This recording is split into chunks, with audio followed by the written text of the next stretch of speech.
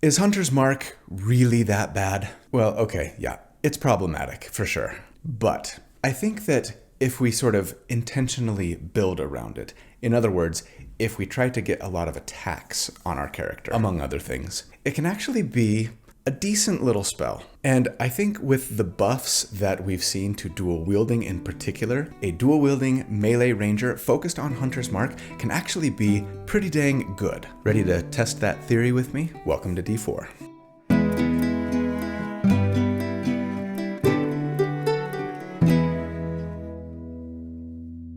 Hey everybody. So here at D4, each week I take a deep dive into specific character builds for my favorite role-playing games. I like to crunch numbers about them, I like to theory craft about them, not because I want to tell you the right way or the best way to play a character, but to explore one potential way to build something with the hopes of creating a character that's both really fun, but also really powerful to play. So if you also enjoy creating characters for your favorite role-playing games, or if you like theory crafting, or if you're just looking for tips or ideas on how to build something you're thinking about playing, then welcome home. This is where you belong, and I'm so glad you're here. So thank you for watching. My name's Colby. Right, so a few months ago, I did a Beastmaster Ranger build that was focused on using ranged weapons.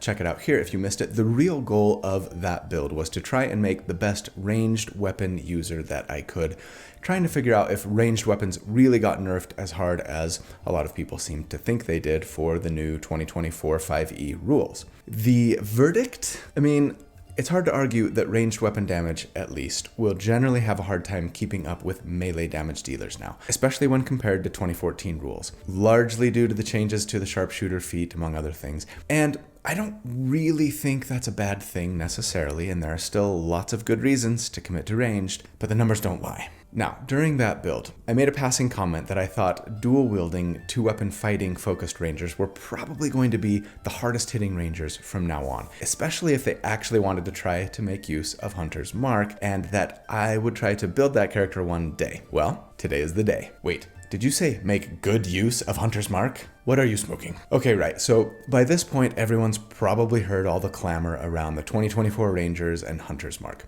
Quickly, maybe, for those who don't spend a lot of time online, the malcontents, and I suppose I'd probably count myself among them if I'm being honest, it goes something like this. Wizards of the Coast seems to really want to push Rangers towards using Hunter's Mark, arguably because they're just trying to give players what they think players want by giving the Ranger core class and most Ranger subclass features that make Hunter's Mark better, but with the lack of scaling damage on the spell, at least until level 20, and more problematically, in my opinion, the high hurdles of the spell requiring both a bonus action to cast and to transfer to your next target, and the spell requiring our concentration, keeping us from concentrating on other, arguably more powerful spells, makes all of the, hey, here's something that works with Hunter's Mark features feel a little lackluster at best, and straight up worthless at worst. Is that a fair synopsis? So, the thing I really want to know then is, what if we just gave in? What if we just said, okay, fine. You really want to encourage me to use Hunter's Mark, ignoring other arguably better spells that I could be concentrating on? Fine, let's do it. Let's see just how good a build can be if we just 100% commit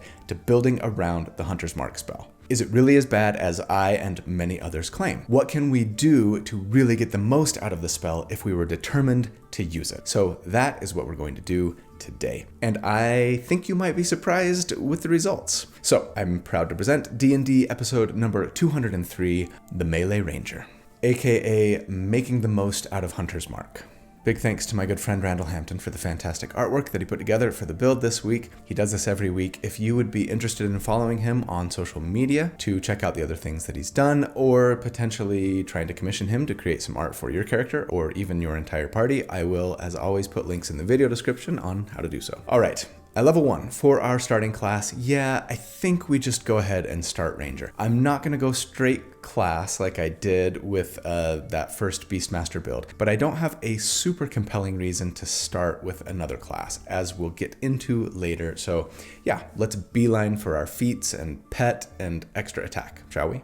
As for our species, as is often the case, I think just about anything is going to work here. I've kind of said this before, but yeah, in 2024, I feel like your species sort of matters less than ever for most builds, especially if you're just limiting yourself to 2024 options, right? Sure, I was tempted to grab Elf for Elven accuracy, but I think more important than getting that triple advantage, right, is securing just regular advantage in the first place. And I think going human helps us do that better than any other species for this build. So that's probably the route I would go here so I can get 2 origin feats. As for our background, as always, I say go old or custom if you can, but if not, Wayfarer is going to work just fine, and frankly is totally the most like quintessentially rangery background, I think, so it's all good, if maybe a little rote. But yes, Wayfarer gets us the ability score increases we want, as well as one of the feats that I want, and that would be Lucky, so that we can, proficiency bonus times per day, just have advantage on an attack or a save, or give an enemy disadvantage on one of theirs, right? It's just universally useful and good. But then as a human, I think the second feat that I probably grab is, Magic Initiate Wizard, so I can grab a couple of wizard cantrips, pick your favorites there, probably focused on utility, right? Stuff like message, and then a first level wizard spell, which would be for us, yes, find familiar. I mean, especially as a ranger, and especially as a beast master, you need more than one pet, right? You're a master of many beasts, not just a single beast. And a flying little owl who you can warg into for scouting purposes and who can also take the help action to grant advantage on a hit, but then fly safely away is just fantastic and feels very beast mastery. As an aside, when I put out that Best Beasts for Wild Shape video for the 2024 Monster Manual, I had a lot of people ask me in the comments what I thought the best options were for CR0 beasts for Find Familiar, right? Because we can just use any CR0 beast now for Find Familiar if we don't like the list that they give us. I'm not going to do a big, long video on that. There are some that can potentially bring some fun utility, like the Raven's ability to mimic other creatures and stuff like that, but for our purposes of primarily using our familiar to take the help action, I think it's still pretty tough to beat the owl. Flyby is just going to do great things to help them stay alive. Let me know if you think there's a better option in the comments. For our starting ability scores, I assume that we go point by as always and say let's grab a 15 dexterity plus 2, a 15 wisdom plus 1, and then a 14 constitution. Pretty straightforward, no real explanation needed, I don't think. And then as for our starting equipment, let's go with a short sword, a scimitar, and then scale mail, though you might want to exchange that for studded leather. Yeah, we're just doing like the classic 2-weapon setup. Short sword and scimitar are great because both are light and finesse, so that we can dual wield them using our dexterity for our attack and damage, right? And we love their weapon mastery properties, more on that in a second. And then as for armor, scale mail is going to give you a slightly better AC. Studded leather will keep you from having disadvantage on stealth checks, and as a ranger, that might be important to you.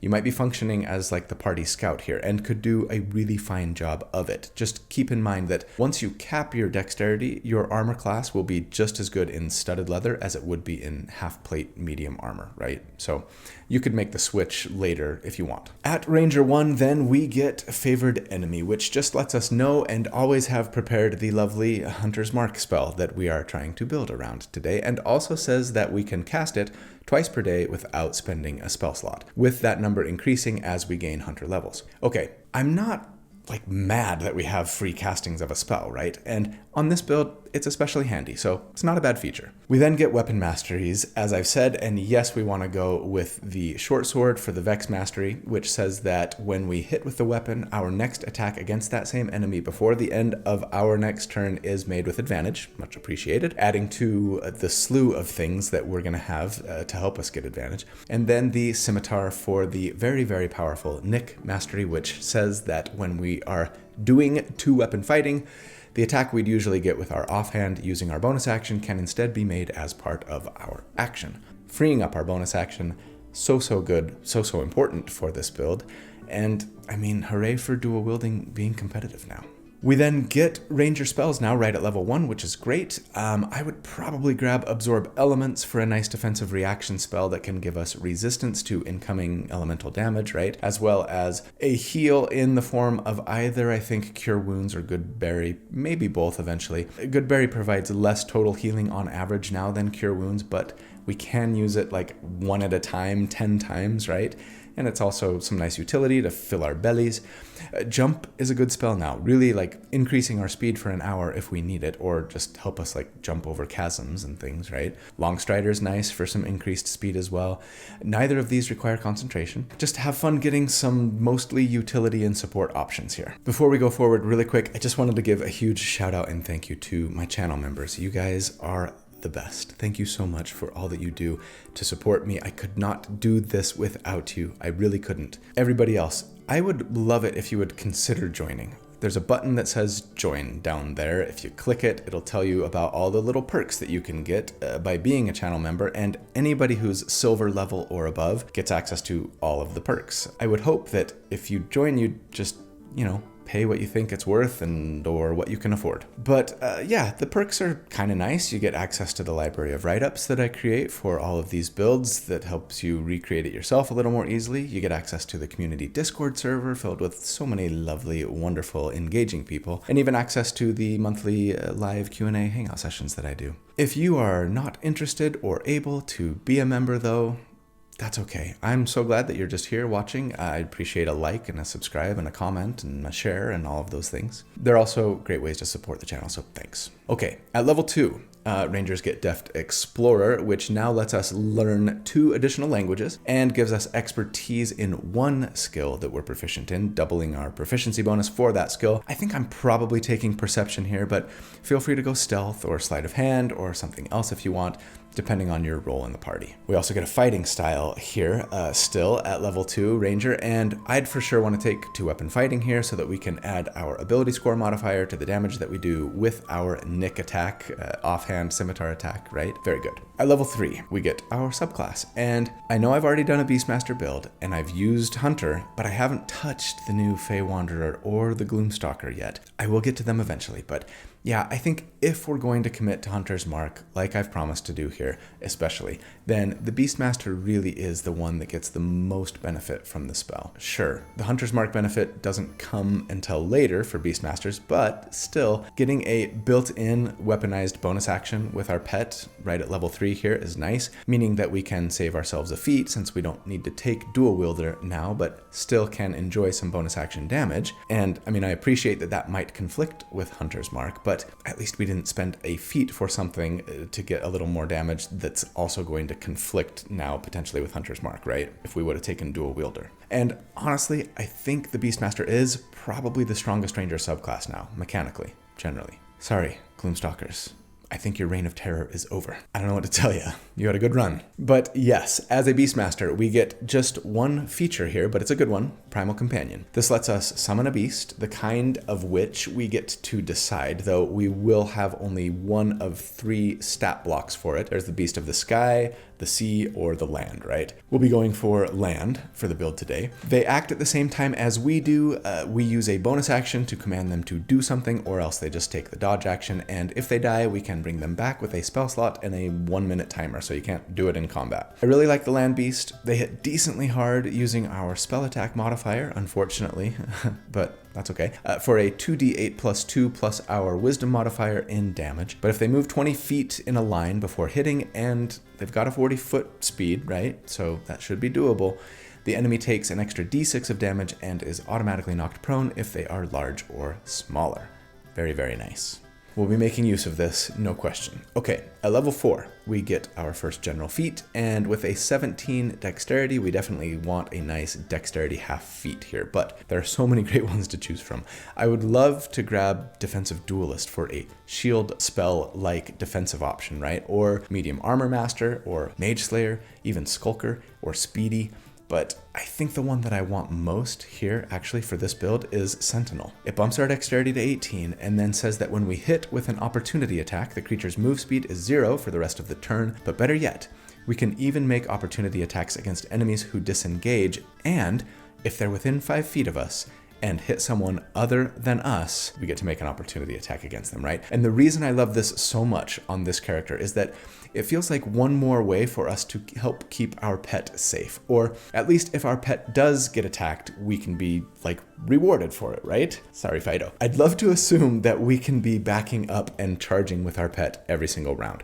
Extra damage, auto-prone to give us advantage on our attacks, but that's a little tough to assume if it means our pet is going to be taking opportunity attacks regularly. If they charge in, hit, then back away, which is what I would want to do with them, since if they prone the enemy, then back off, at least the opportunity attack that the enemy makes against them will be with disadvantage, right? But now, there's a part of me that kind of wants the enemy to land that attack.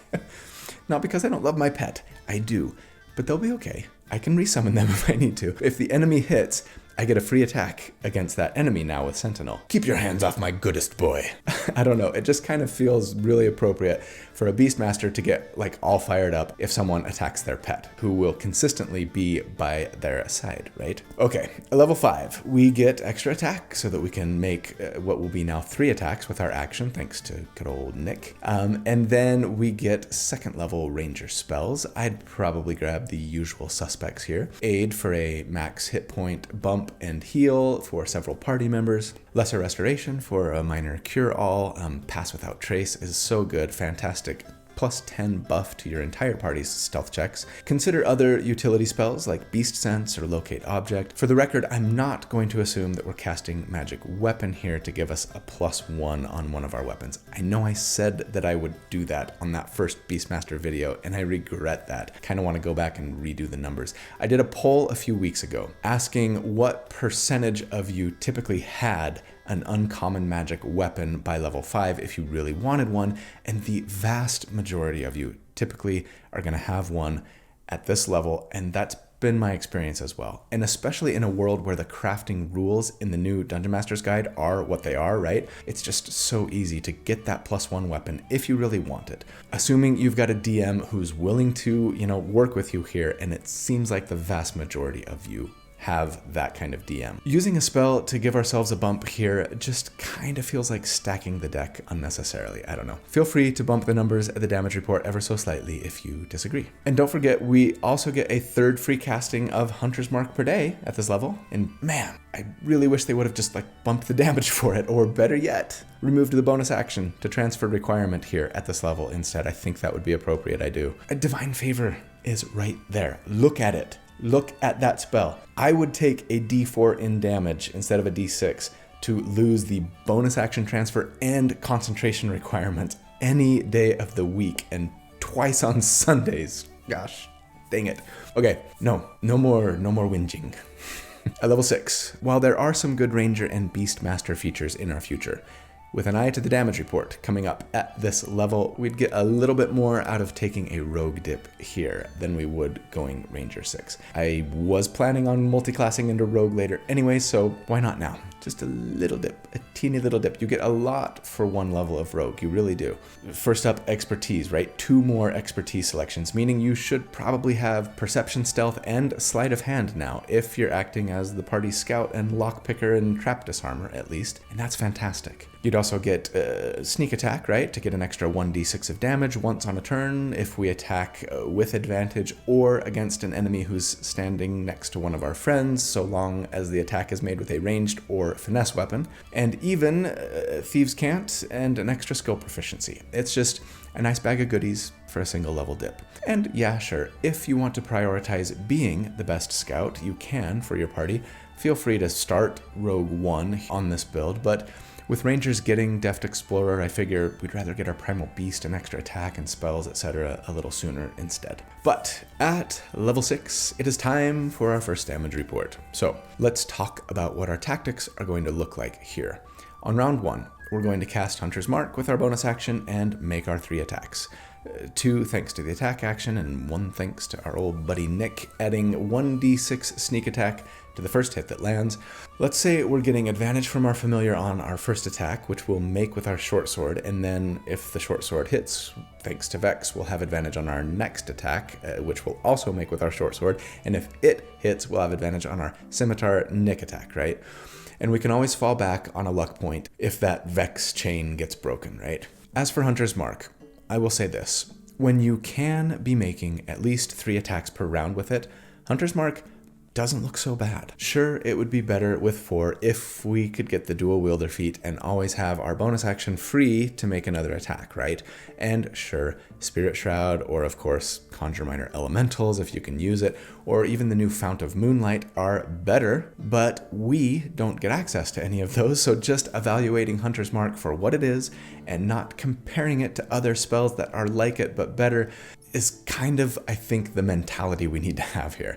It's not bad in the right situation. And hey, we can cast it 3 times per day for free, meaning that even if we drop concentration on it, it's probably not that big a deal. So yeah, on round 2, we're making our 3 attacks still, but this time we're going to use our bonus action to have our pet go first. I'm going to assume that they're charging to try and hit, and so let's give them advantage from our familiar if your DM allows that, which seems that most do, giving your pet now a decent chance of hitting. And if they do, knocking the enemy prone automatically, right? Meaning that we would have advantage on all of our attacks that we make with our action, which is great, whether Vex is landing or not. And if the pet misses or can't charge, we can still fall back on Vex and luck points if need be for advantage.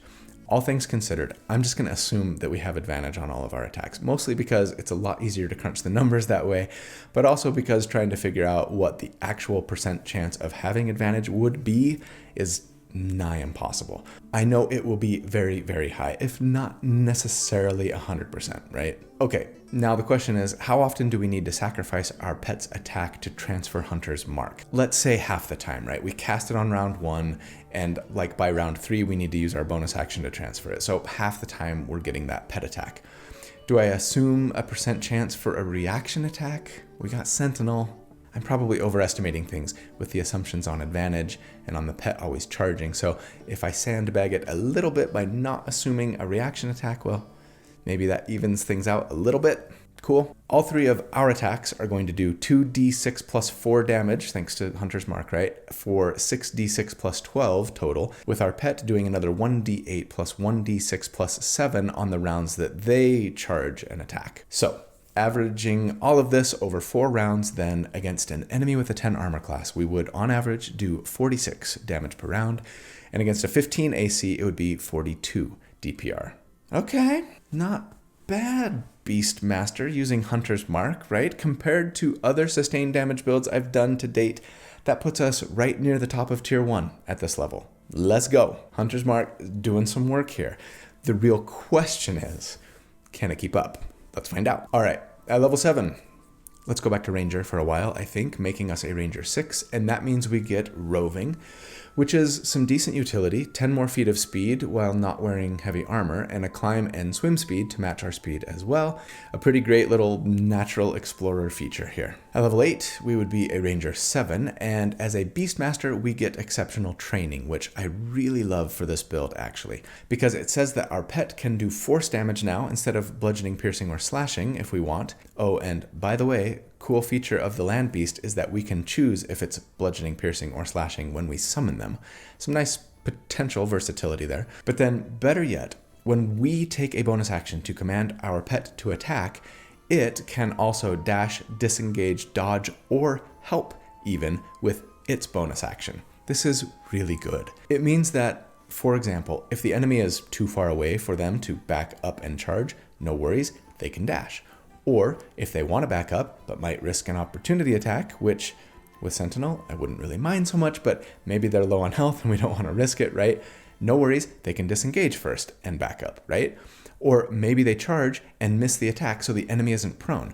Or the enemy is huge or gargantuan and so they can't knock him prone. No problem, they make their attack and then with a bonus action, take the help action after attacking and at least give us advantage on our first attack, hopefully setting up an advantage chain thanks to Vex. Just some really, really solid quality of life stuff here for what we're trying to do especially, and I love it. At level 9, we would be a Ranger 8, and that means another feat, and while I love the idea of just taking 2 more dexterity half feats here, at this level and then at Ranger 12, right, to get us to 20 dex eventually, but some cool fun feats too. I also really want to bump my wisdom as soon as possible since that helps my beast attacks, among other things. So we are just going to focus on ability scores now and bump our dexterity here to 20. Which brings us to our next damage report. Since last check, we have capped our dexterity score, picked up some nice utility, and gotten some nice quality of life improvements for our beast. That's all though.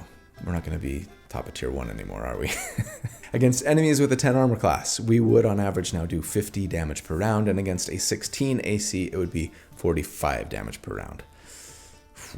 Yeah, just the most minor of increases really. No big surprise, considering that Hunter's Mark doesn't scale, and we didn't really do anything to add more attacks, etc. That's okay. We might have plateaued a little bit here over these last few levels, putting us more like bottom of tier 1 compared to other sustained damage builds that I've done to date at this level, but we're still hitting pretty hard. And don't forget how much utility and support we're bringing to the table. Let's be honest, we are a really good scout here. Maybe not quite as good as like a full rogue would be here, but pretty dang close. But we're generally hitting a lot harder than they are. We're bringing a lot of support and even utility options that rogues just can't bring. Not saying that rogues don't have some useful and potent utility and now even like debuffing and things themselves, but anyone who says that the ranger is the weakest class in 5e right now is just, sorry, I don't say this much, but I just think they're objectively wrong. And I'm okay if you want to be mad at me for saying that. All right. Let's see if we can improve our scaling here over the next few levels, shall we? At level 10, we would be a Ranger 9, and that means we get another round of expertise. Go ahead and pick your favorites here. We've got 5 expertises now. What does your party need? Survival makes sense, I think. Insight, maybe? And then we get some 3rd level ranger spells here, and there are, solid like non-concentration options. Dispel magic is always useful. Every party needs revivify, especially these days with the new monster manual, maybe 2 in fact. Plant growth can bring some pretty nasty control, doesn't require concentration, makes plants in a 100-foot sphere to grow to slow creatures to like 1/4 speed, and even lets you sculpt the area. And if you're not outside, there's always the old throw some beans or like old vines trick if your DM will let you get away with that anyways. Finally, I would consider Conjure Barrage for sure, as it's a pretty decent area of effect damage spell if you need it. 5d8 force damage in a 60-foot cone, half on a successful dexterity save, right? Not quite Fireball, but it's pretty close. At level 11, Rangers get Tireless, which says that as an action, Wisdom modifier times per day, we can give ourselves temporary hit points equal to a d8 plus our Wisdom modifier. And whenever we finish a short rest, not just a long one, we can reduce our exhaustion level by 1. Might not come up in most campaigns, at least not often, but it will be nice to have when we really need it. There's a power I'd love to have in real life, actually. Didn't sleep last night because you were staying up too late playing Civ 7? No worries. Just give me a 1-hour nap and I'm good to go. You'd be Buddy the Elf. Did you sleep okay last night? Great. I got a full 40 minutes. At level 12, we would be a Ranger 11, and that means as a Beastmaster we get Bestial Fury. This was the one I was really excited to get to because now when we command our pet to attack, it can attack twice. Also, the first time they hit our Hunter's Marked enemy, just the first time, sadly not sure why they needed to limit it, frankly, but anyways, the first time they deal an extra d6 of force damage. Now, some of you may be thinking that this is great, but it's not that great because sometimes we have to use our bonus action to cast or transfer Hunter's Mark, and so the pet wouldn't be getting their attacks, but remember, we are told that we can replace one of our own attacks from the attack action with the Beast's strike if we want to. And fortunately for us, we have 3 attacks when we take the attaction, thanks to Nick. So giving up one of them to get 2 back from our pet, right, so that we can still cast or transfer Hunter's Mark if need be, is well worth the sacrifice, especially now that one of the Beast's attacks can benefit from Hunter's Mark. I mean, I guess I should say, yeah, we could have been doing this from the beginning, right? You need to transfer Hunter's Mark, but you still want your pet to attack. No worries, just give up one of your own attacks.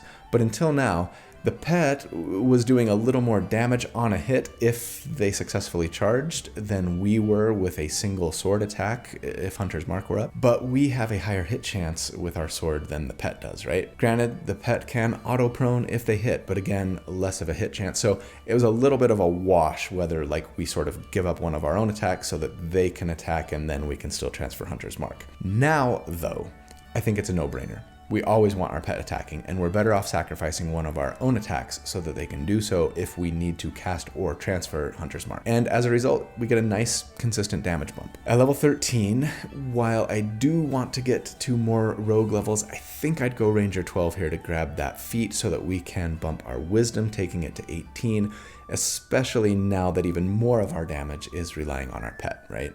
And that comes just in time for our level 13 damage report. Since last check, we have gained an extra attack from our pet, letting us add an extra d6 for one of those attacks from Hunter's Mark. And since I'm assuming that they're getting their charge off every time, which also adds a d6, but we really only have the speed to make that happen once per turn, it's kind of like they're just getting an extra d6 on both attacks now. Got me? We've also increased their hit chance and damage a bit from that wisdom bump, grabbed some really nice survivability and utility, and even potential area of effect damage and control and support options. So we are feeling quite well rounded. But on average now, over 4 rounds, against enemies with a 10 armor class, we would do 69 damage per round, nice, and against a 17 AC, it would be 63 DPR. And while that is a decent bump over last time, we're kind of still slipping a little bit when compared to other sustained damage builds that I've done to date, putting us more like upper end of tier 2 at this level.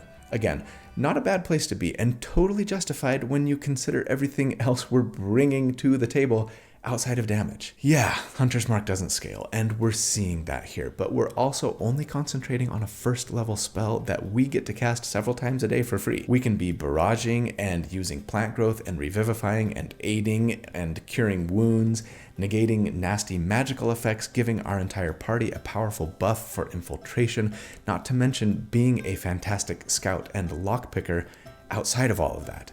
This is a really, really solid character we've got here. So do we stay with Ranger? At level 14, that all depends on what you're building for, I think, and when your campaign will end too.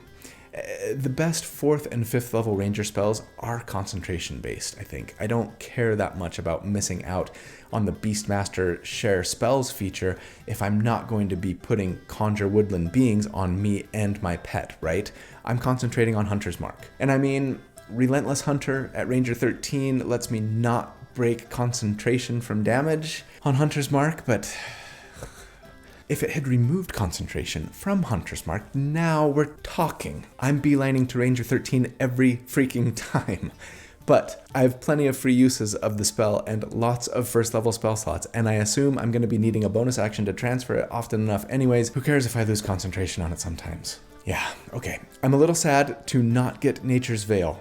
Easy invisibility is nice, but it takes my bonus action. And I mean, I'm gonna want that bonus action in combat every single round. There just aren't a ton of compelling reasons to stay in Ranger after we get Bestial Fury as a Beastmaster, in my opinion, unless we're going for more utility or support, especially if we're committed to concentrating on Hunter's Mark, which Wizards of the Coast really seems to want us to do, and I really want to do as well for the purpose of this build at least. Taking more rogue levels, on the other hand, will get us some nice utility and a little more damage every round, so I say we go that route to finish things off. Meaning we would be a rogue 2 here, and that would give us sneak attack, so we can be almost as cool as our pet, letting us disengage, dash, or hide as a bonus action. Seriously, our pets get to dash, disengage, dodge, or help as a bonus action. It's like combining the monk and the rogue. Well, they don't get to hide, I guess, but still. It's amazing. At level 15, we would be a rogue 3 then, meaning we get steady aim, but no thanks, right? Giving up our movement for our turn and our bonus action for advantage on one attack? Nah. But then we get our rogue subclass here, and as I too often find myself thinking, even with the 2014 rules, right? Longtime viewers of the channel know, the subclass here is a little It's kind of a PYF situation here. Soul Knife would be cool, but really just for the better skill checks. Assassin for a little more damage on round 1 and better initiative, sure.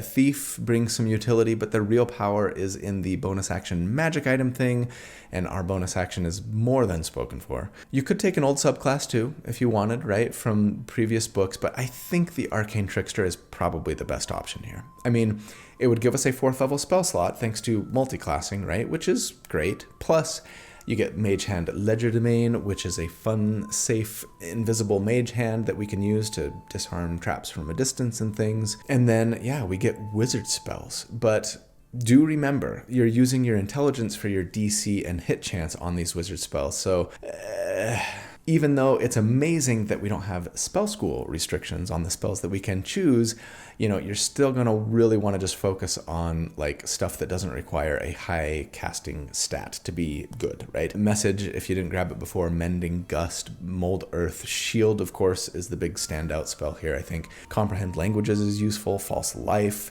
Featherfall, Identify, Magic Missile even, maybe, if you just need some guaranteed damage.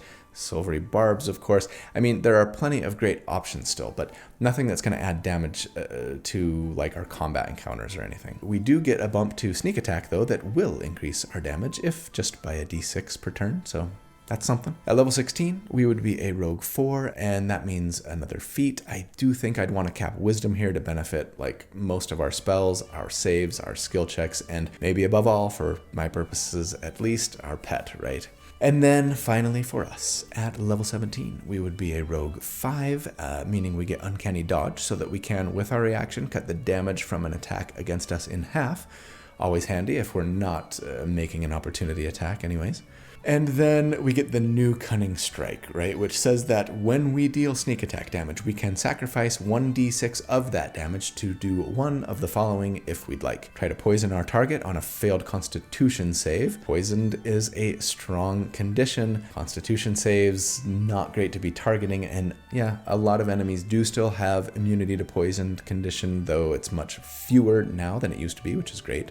We can also try to trip them if they are large or smaller on a failed dexterity save. That might be worth using depending on our luck points, our pet and familiar status, whether or not we hit them with Vex, etc., right? Or withdraw, moving up to half our speed without provoking opportunity attacks ourselves. Finally, we get what will be, for this build anyways, our last bump to sneak attack, taking it up to 3d6. And so, for our final damage report, since last check, we have capped our wisdom, picked up a couple more d6 of sneak attack dice, and gained some nice utility, debuff, and support options as well. But against enemies here with a 10 armor class, on average, over 4 rounds, we would do 79 damage per round, and against an 18 AC, it would be 73 DPR. And while that's a pretty minor damage increase since last check, it is more than we would have gotten had we stayed Ranger committed to Hunter's Mark. Compared to other DPR builds to date at this level, it's pretty close to the bottom of tier 2 here, which makes me a little sad. But let's talk about it more in the final thoughts. So the tier score for this build, if you take the damage that they do at all of the damage reports, right, at each enemy armor class that we calculate for, and just average it into one big number, we end up with a 51, which kind of puts them at like the upper end of tier 2. And while no, they're not necessarily beating out all the other damage dealing focused builds, keep in mind, we are just focused on Hunter's Mark throughout this character's career.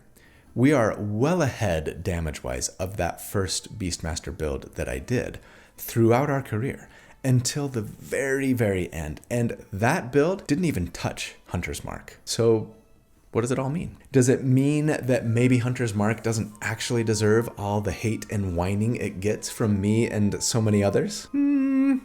I'd say like yes and no.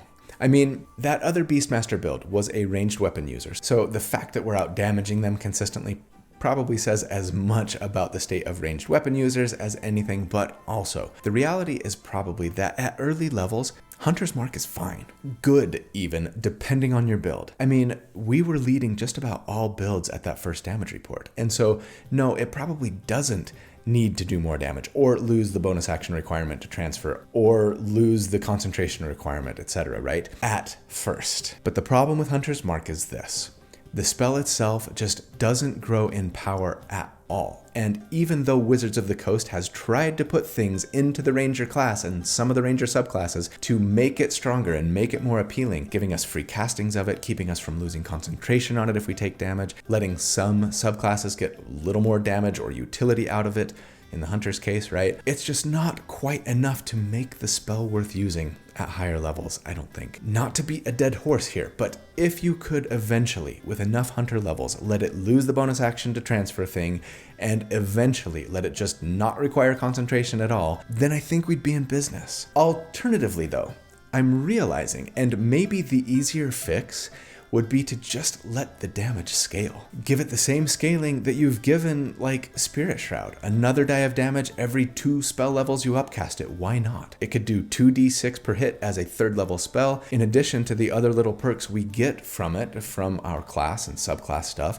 And that honestly might just be enough to make it worth using throughout our career. But I will say this, in the end, the build performed a lot better than I expected it to. Even being married to Hunter's Mark like we were, especially, of course, at Tier 1 and Tier 2 of play. And to be fair, that's when most of us are playing the game anyways. So you could argue that the spell and the way Wizards is kind of trying to strongly encourage Rangers to use it all the time is mostly fine. It's really just the lack of scaling that kills it. But then it's only at like Tier 3 and Tier 4 of play. And no, for the record, making it do 1d10 of damage as a class capstone is just not enough. But, of course, there is more to D&D than numbers, right?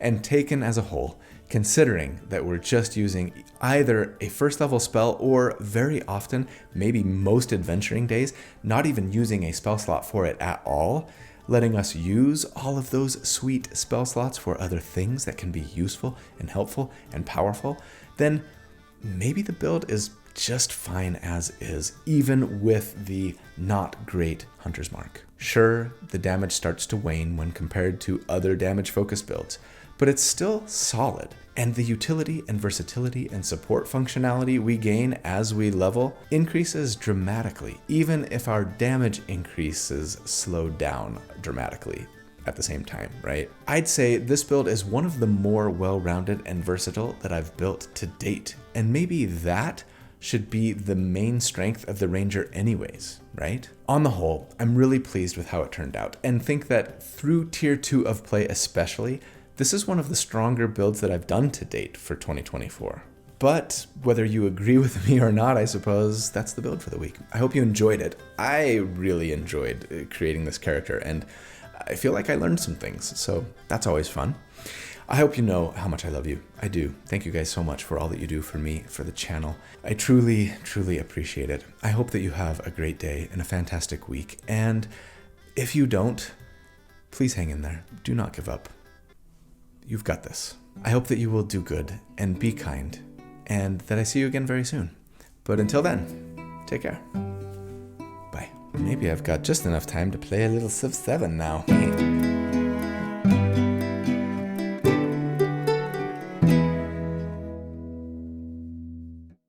Drifting through mountains, blanketed in snow, gaze falls on evergreen tree. Bitter rich aroma, softly prickled pine bough, beauty of evergreen tree. Was standing lone in field of white, frost upon the needle, strong as winter, warm as night, cone laden with seed. Oh, nature's beauty, evergreen,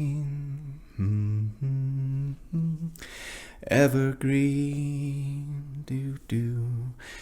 That song was in my head today because I'm burning my Ranger candle from Tabletop Candle Company, as is appropriate, and it smells like an evergreen tree, and so I was singing it. That is actually a song that I wrote myself many years ago, back when I fancied myself something of a songwriter. And it's my wife's favorite of all of the songs that I've written, and it's pretty immature, and I like it, but I don't know. Part of me has wondered if I should put out like some songs that I've written on YouTube just for fun, but I've always hesitated a little bit. They tend to mostly be fairly juvenile. And so I think I'm a little too self-conscious about it. But let me know if you'd be interested. Who knows? Maybe I'll throw a couple up there just for fun. See what the reception's like.